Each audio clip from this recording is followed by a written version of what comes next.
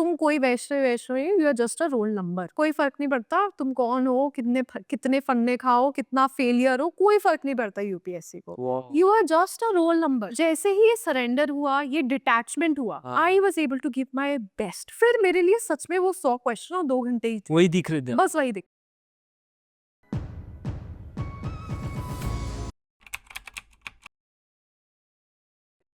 Bye पापा sorry, bye not मम्मा sorry. आप मुझे बताओ कि मैंने ये नाम क्यों रखा? आप बताओ, आपके अंदर के ऐसे फर्स्ट थॉट क्या आ रहा है कि क्यों रखा हो? Okay, that is smart.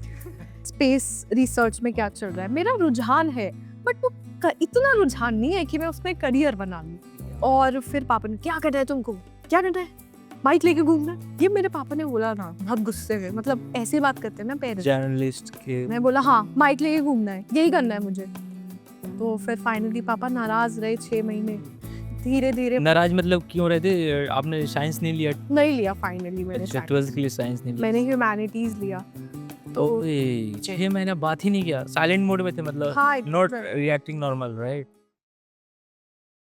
क्योंकि उनकी बहुत इच्छा थी कि मैं आप डॉक्टर बने और एक सॉर्ट ऑफ फैमिली लेगेसी को कंटिन्यू करें। तो पापा ने मुझे काफ़ी फिर साइकोलॉजिस्ट और करियर काउंसलर के पास ले गए कि आप इसे बोलो इसको कि बोल कर दो डॉक्टर। हाँ, कि करो इसका ब्रेन वॉश, जो करना है करो, इसको साइंस दिलवाओ। बट मैंने फाइनली साइंस नहीं ली। आप GS4 में आपके 136 मार्क्स हैं। जी, that is highest, right? I think आपका हाईएस्ट है। I think second highest. Second highest है वो। सेकंड हाईएस्ट, क्योंकि 139 सुना है मैंने। Okay okay.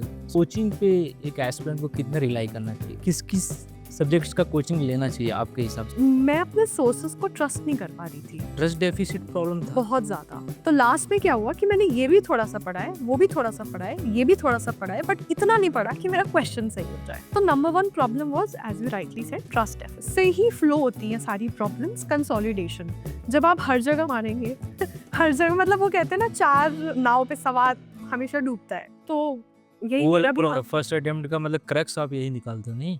बिल्कुल। फॉर दैट मैटर, कोई भी कॉम्पिटिटिव एग्जाम का गेम ही रिवीजन है। एक्टिव रिकॉलिंग की बात करते हो आप? What do you mean by that, active recalling? या आपको कोई subject wise, theme wise questions चाहिए, आप बोलिए उसे क्विज करने। टॉपिक वाइज बोल दो। आप नोट्स बनवा सकते। मैंने ऑप्शनल में मेरे कितने नोट्स बनवाए? बिल्कुल बनवाए हैं, मैंने बिल्कुल बनवाए हैं, क्योंकि ऑप्शनल में मेरे कुछ थीम्स बिल्कुल तैयार नहीं थे। ओके। बोलते हैं it works as a silent eliminator. तो आप कुछ बताना चाहोगे आपकी सीसेट जर्नी से?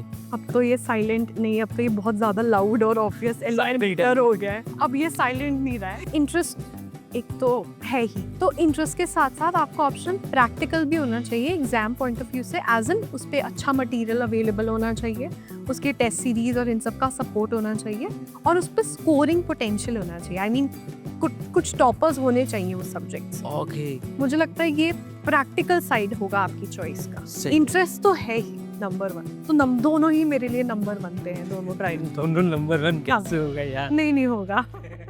सही है।